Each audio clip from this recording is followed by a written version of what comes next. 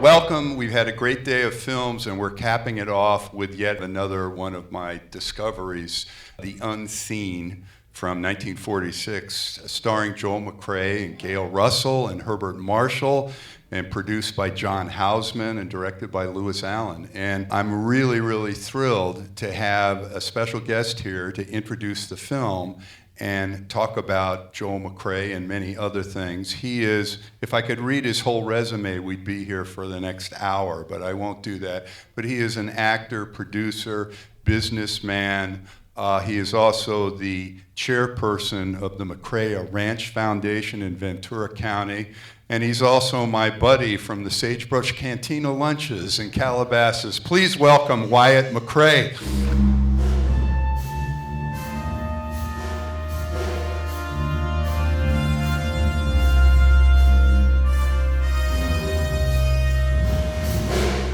Grandfather was a master of all kinds of film genres, but he was really, even though he was an LA native, he was a man of the West. Talk a little bit about your grandfather's upbringing, how he got into the business, and then your ranch. Well, he really was a man of the West, and his paternal grandfather had come out to California with the cavalry, and his job was to protect the stage from Indian raids, the stage line that ran from San Bernardino to Los Angeles. So he kind of always had that Western lore in the back of his mind. He grew up, his house was at 7755 Hollywood Boulevard. That's where he grew up. His family moved there when he was 9 years old, and that was in 1914. And at that time, there were still freighters coming across the country with wagons and teams of horses. And 7755 Hollywood Boulevard was at the corner of Nichols Canyon and Hollywood Boulevard. And those guys, those freighters would camp up Nichols Canyon. They'd water their horses there and camp there. And my grandfather would sneak up there and listen to them tell their stories about coming across the prairie and the adventures that they had. And he just fell in love with the West and really always wanted to be a rancher from the time he was about 10 years old.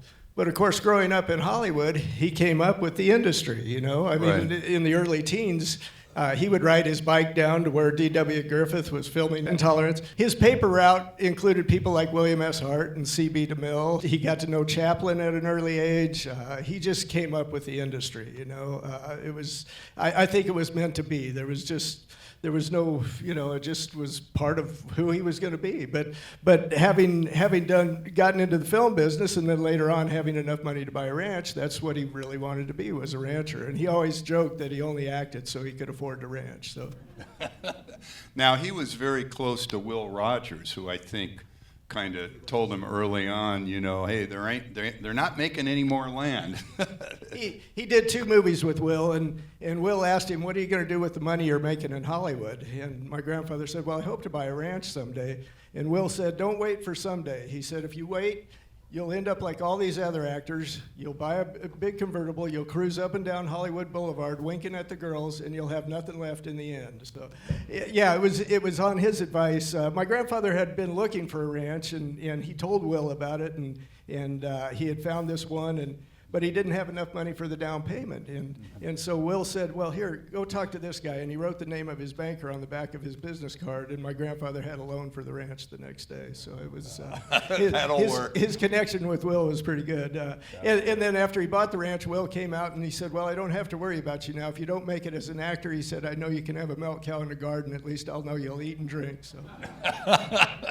Yeah. It was really interesting. I wrote my book on Curtiz. How many people who knew Will Rogers, was friends with him, did not want to come close to try and portray his personality on screen, and Curtiz tried to kind of bully your father a little bit into being in the Will Rogers story, and he said, I'm a great guy on a horse, but I'm no actor to play Will Rogers.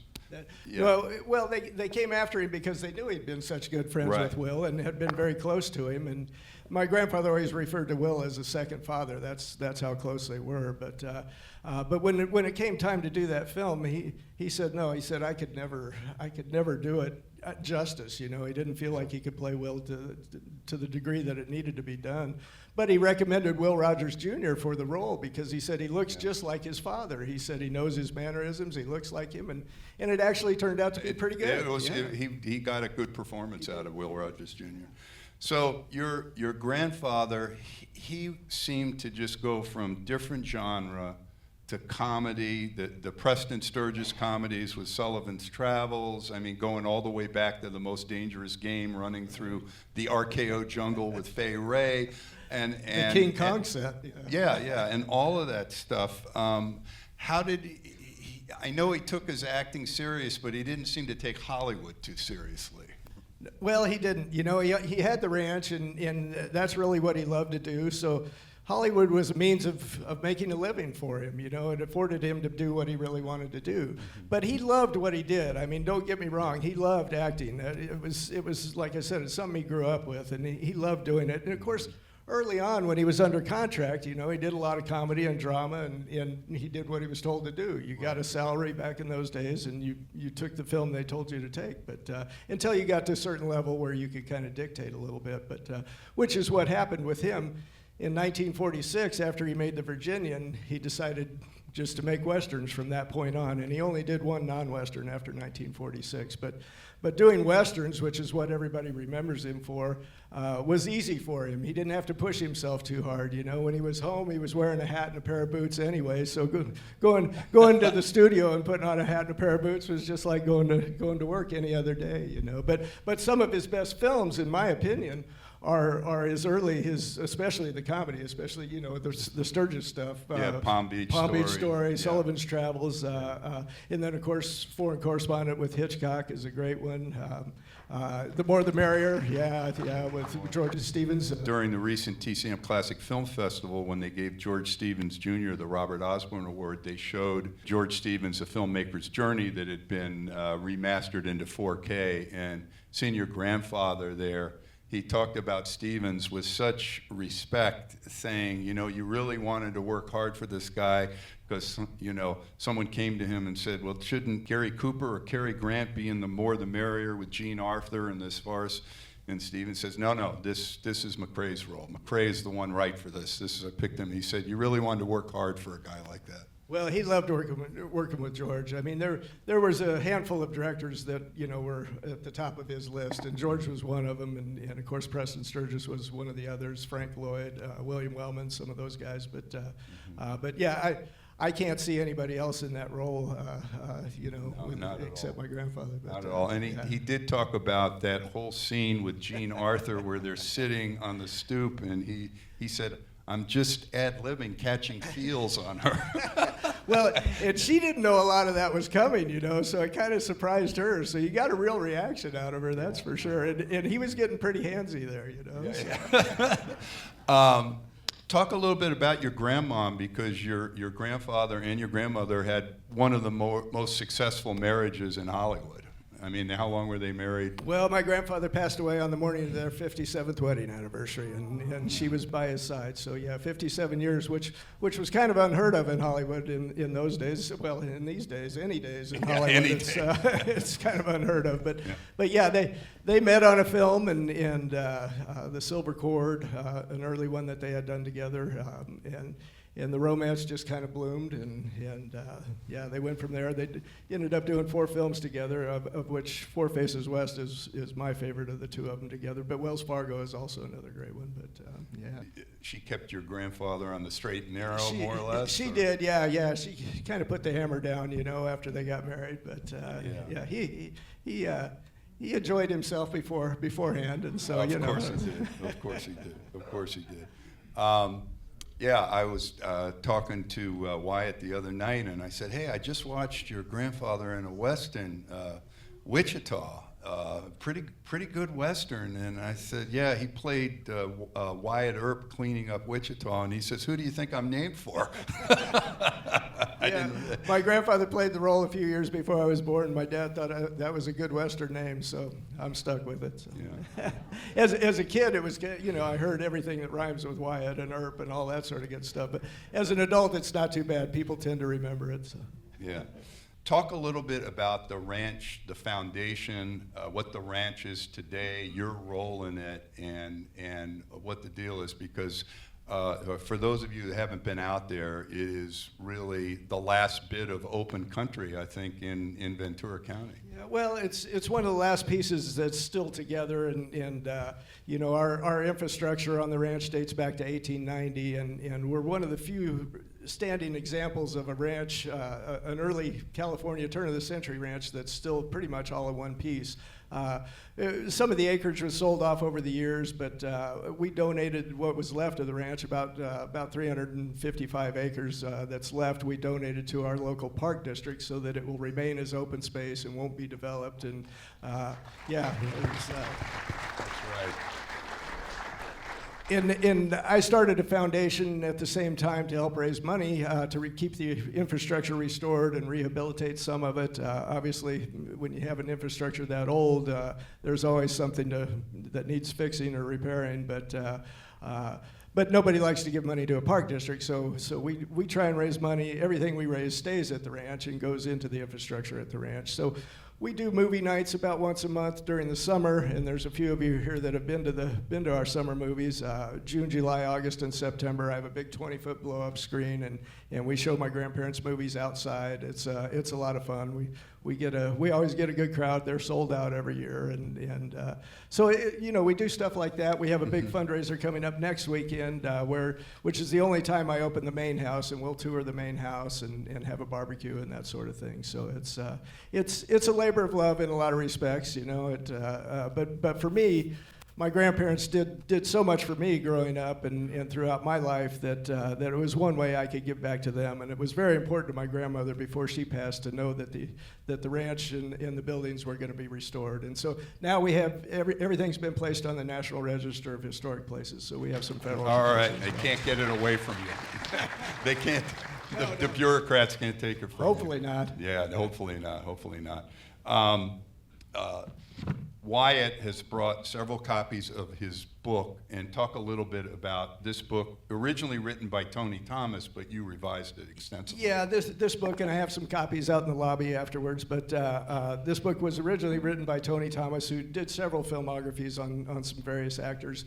After he passed, I bought the rights to the book and completely redid the book, but I felt like as a tribute to Tony, I would leave his name on it because he did some of the initial research. But we expanded the book about 3 times bigger than it originally was, and corrected some erroneous mistakes in there, and I added a forward and a whole lot more pictures. So yeah, so if you're interested, I brought a few copies. I don't have enough for everybody, I'm afraid, but.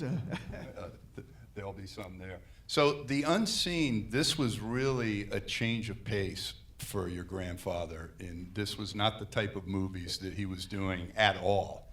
My grandfather's not necessarily known as a noir actor, you know, but I think before this, the only thing that probably came close was Dead End in 1937 that Right. he did with Humphrey Bogart. But The Unseen, for all of you, pretty much lives up to its title because I don't think anybody's probably ever seen it. So. But it is a different role for him, and for those of you that have watched many of his movies, you'll see what a different role it is for him. For him, his contract at Paramount had just ended, and they kind of asked him to do this as a favor.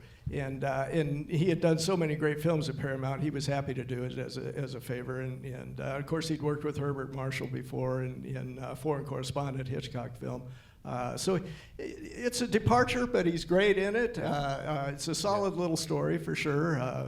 Alan can tell you about the history. It supposedly was the follow-on to The Uninvited that had Ray Milland and Gail Russell, and Lewis Allen directed it as he directed the film you're about to see, The Unseen. But this is much more of a noir-stained murder mystery than it is about ghosts and everything, although they do have the wandering around the old dark house tropes and some of that. And your grandfather got a chance to work with Gail Russell, who I think this was like her 4th or 5th film, I'm not quite sure, but what was that experience like? Well, interesting story with Gail.